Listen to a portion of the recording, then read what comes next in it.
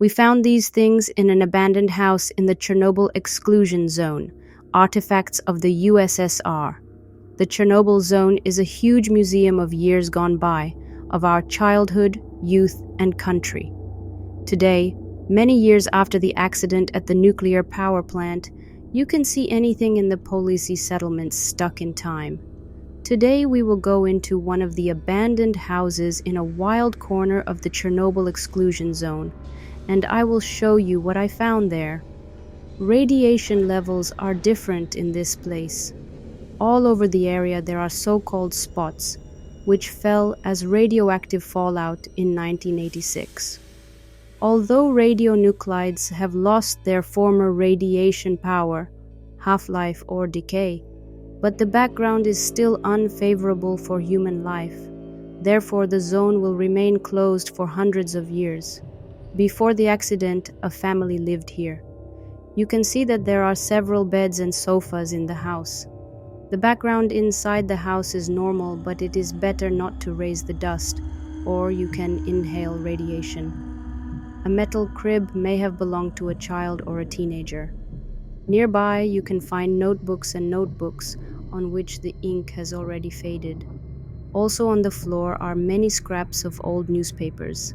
In the hall is an overturned closet, from which all the clothes have been turned out. It shows that the house was inhabited by school children and small children with their parents. There are a lot of records with music and a well-preserved sofa. On the table there is a child's toy, but from the threshold it seemed to me that it was a real gun. After all, after the Chernobyl accident, this area was guarded by the police. I heard that there were even cases of shootouts with looters, old Soviet books with the obligatory attribute of Lenin's head. That's why they say that time has stopped in the zone.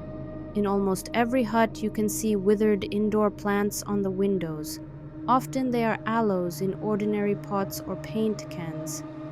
After the evacuation, no one took the flowers away or watered them, so they withered in these empty houses. It is a sad picture. The light of the morning sun pours down on the dead flowers, but there is no more life here. Judging by the contents, this house was temporarily inhabited by looters after the Chernobyl accident when radiation was high. This happened in the early and late 90s. There were simply not enough police for the whole zone, and sometimes they were in collusion.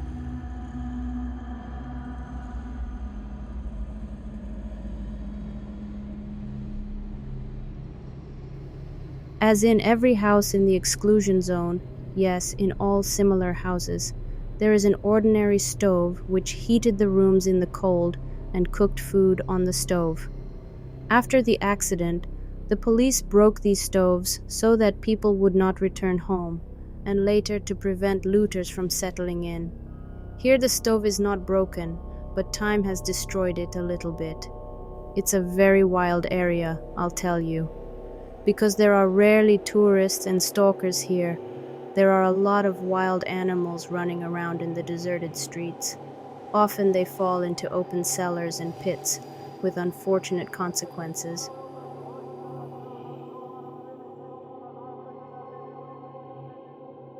Before the Chernobyl accident, more than 100 people lived in this place.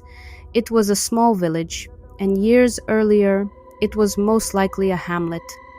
Nowadays, the streets of village have turned into a forest, and radiation levels are dozens of times higher than normal. Remnants of everyday life and past life are preserved inside this house. In general, I must say that the wild village has not a bad preserved look and looks like a museum of the past time. Maybe it is good that it is difficult to get here.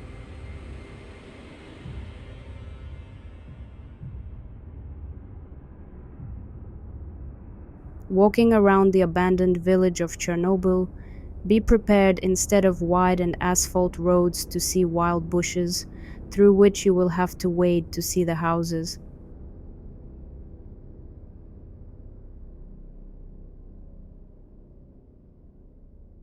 After all, 39 years ago, almost all settlements in the zone have been taken off the register and no one takes care of them because there is increased radioactivity here. Before the Chernobyl catastrophe, ordinary Soviet life was going on here. People worked on the farm and in the fields, organized meetings and concerts, created families, and dreamed of the future.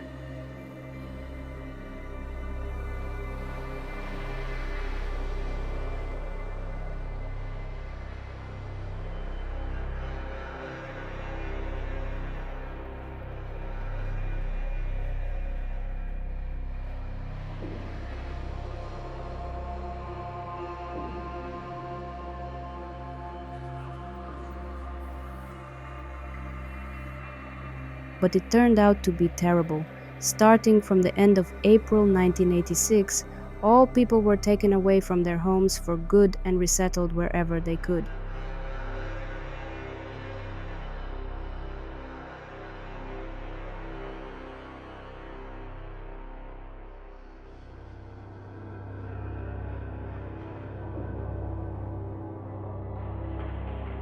It is said that many villages were able to take out at least some property. People were even given trucks. But few people were so lucky.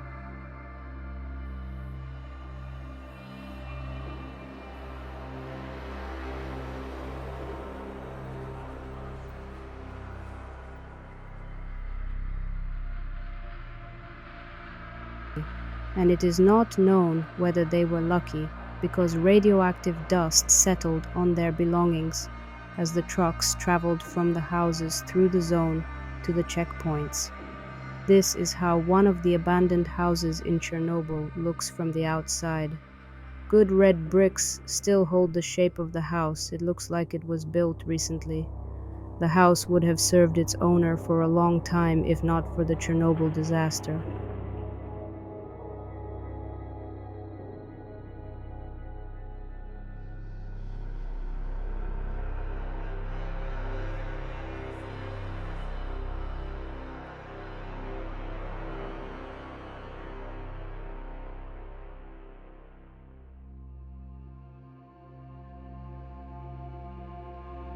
Furniture in the houses of Chernobyl stands ancient and quite interesting.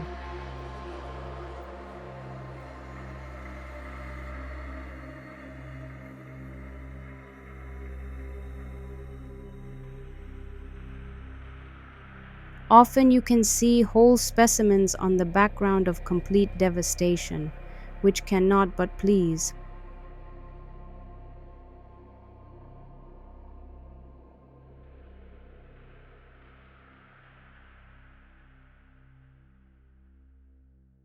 You know that every year former residents for many years after the accident can come to their native places for Memorial Days, so sometimes you can see carefully hidden objects and even attics.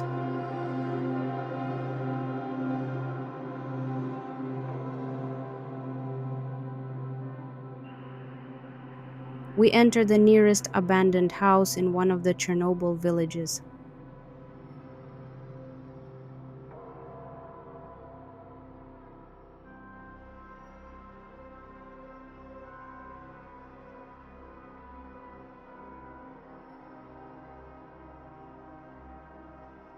The condition of the house itself seems to be very good, but you have to remember that no one has lived in this house since 1986. Also, no one looks after this house. So it is logical that after so many years, the rooms are in chaos. Thanks for watching. Please put a like and subscribe.